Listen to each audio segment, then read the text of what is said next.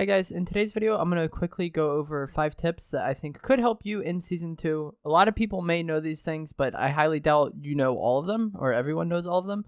Some of them are pretty basic, but they can be helpful in a lot of situations. And we're going to start off with the fact that decoy grenades in Arena can give you material. So everyone knows about the decoy grenades. It was a new addition in Season 2. You throw it, and then it creates a replica of you that exists until it is either killed or it runs out of time. But if you throw this in Arena, each of these decoys will actually drop 50 of each material, like a player would in Arena. As of the time I'm recording this, at least, Epic may fix it, but I hope not. I think this is a pretty cool feature for these decoys. It's not super overpowered. Basically, you trade an inventory slot for 150 of each material type, but that could be especially helpful off spawn when you're upgrading weapons or whatever. A lot of times in Arena, if I get zone, I like to stay and upgrade like a pump into a spaz. That way we have a spaz for late game, maybe even a FAMAS into an AUG. And if you cleared your area and you have some leftover mats, you can use those mats to replenish. But then you can also keep it out for decoy grenades while you're looting the location, and then go back and get those to replenish your material afterwards. It is worth noting that you have to split up these bots, otherwise they will pick up each other's mats and basically reset the count. So split them up or just stay in the box with them. That way you can collect it when they die. But it is pretty helpful, and I could see this being somewhat helpful late game if you can't find anything else to carry, or you had heals, maybe you find a supply drop, whatever, and you end up getting decoy grenades. They could be somewhat helpful just to replenish your mat count without having to like go out and be in a fight. So keep your eye out for decoy grenades in a pinch. They are pretty helpful. The next thing I want to talk about is the fact that you can throw healing items. I thought this was something that was incredibly basic and everyone knew about it, but whenever I do it on stream, there's usually someone in the chat that like didn't even know it was a thing. So if you have a healing item, use your ADS button to like aim down sights essentially with the healing item, and this will allow you to aim and throw it. And as you'll see in this clip here, I'm basically juggling fish and a harpoon so that I can carry 6 items at a time. I wouldn't really recommend doing this for long distances, but it's better than having to go back and get the floppers that I would have left behind or get the slurpfish that I would have left behind, because I wanted to get to this pool that was in the center of Weeping and then fish it. So this can be helpful. Not only can you throw things to your teammates, but you can also juggle them in instances where you might want to do that. That way you don't have to like backtrack your steps and then like waste a lot of time. So keep your eye out for this. Or like maybe you're running in Storm and you have one med kit that you want to use once you get out. Like it wouldn't work if you had multiple, because you don't throw the entire stack. I think you only throw half of it. So, yeah, but it can be helpful, and also you can share with your teammates, which it's nice to be able to do that. It also marks it when it lands, which is convenient for sharing. Next thing I want to talk about is the interrogating feature that was added in Season 2. When you down an opponent, you have the option to carry them or interrogate them. And when you interrogate an opponent, if you complete the interrogation before they die or leave the game, it seems like people often leave the game when I start interrogating them. It'll show you all their friendly like teammates' locations with like a red diamond above them. This is incredibly helpful in locations where you don't know where all the people are. Say the corn at Frenzy. If someone's hiding in the corn after you interrogated their teammate, like good luck to them. They get beamed.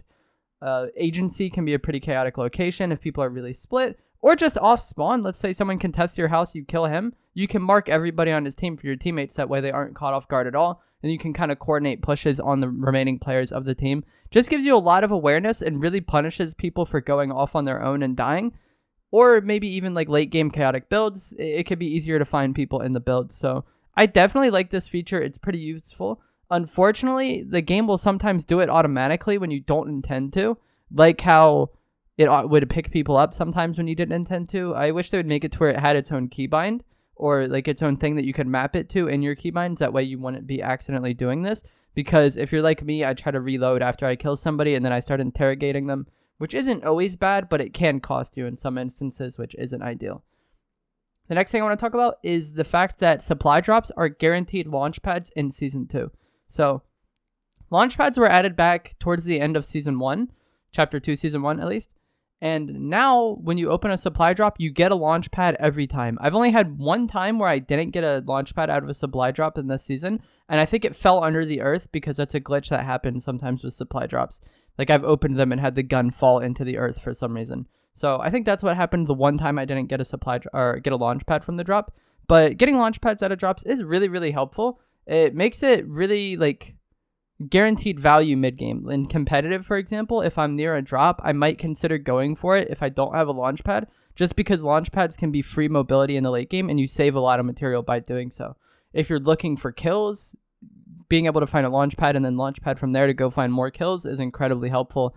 As you all know, launch pads are really, really high value. People wanted mobility for a long time, and not only are they back in Season 2, but you can get a guaranteed launch pad out of a supply drop every time you open it.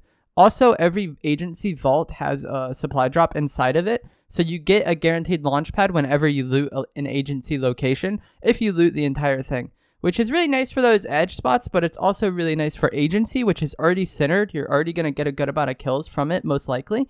But then you get your launch pad, and you can launch pad to something like Risky, Salty, Frenzy, whatever zone wants you to do. You can launch pad to it and go look for more kills, which makes agency just another, it's another reason why it's like a really high value place for getting high kill games. You get a lot of kills off spawn, you get a guaranteed launch pad, and odds are by the time you clear it and are ready to go, there might be another drop that is already landed that you could launch pad to and then get another launch pad and then launch pad back to your agency pad, or just go from there, look for kills. It's incredibly useful being able to get guaranteed launch pads, and I really, really like this feature. While we're on the topic of launch pads, I want to talk about some things that some of you may have forgotten, and that is that you can use launch pads to avoid fall damage if you place it as you land. You don't have to build the build for traps anymore, so just use your place trap button as you're falling, and if you land on the center of the tile, you'll land on your launch pad and you'll avoid the fall damage. Also, for whatever reason, it seems like you don't land as quickly with launch pads this season, or I'm not really sure what it is, but I stay getting beamed out of the air when I'm using a launch pad, and I know other people have had similar experience. So when you are building a launch pad, if you don't want to go too far, like let's say you know you're landing on a team, or if you're using it in a late game like we were talking about before, put a ramp above your launch pad. That way it hits you and you don't go as high. You can still get far, but you just don't get as high, so you're less likely to get beamed. This is incredibly helpful, and it can save you in a lot of instances where you otherwise would have gotten beamed. The final thing I want to talk about in this video is that hiding spots can actually be used as mobility in Season 2. It's not every hiding spot, but there are some in the game that actually function as teleporters or tunnels. I'll have a clip of it on the screen now, but there's also a video on my channel that I posted yesterday that goes into all the hiding spots on the map that I think are actually useful mobility. So make sure you check that video out if you want to use this feature. But it's incredibly helpful. There's a lot of them on the map that can actually aid you in getting a lot of kills or potentially running away from storms. So you definitely want to check that video out and be aware of all those teleporter locations, because they can definitely save you in the pinch. So I hope you guys found this video helpful. If you did, please do remember to give it a like, subscribe if you would like to see more, comment down below if you found any of these tips helpful, and I'll see you guys another time. Thanks for watching.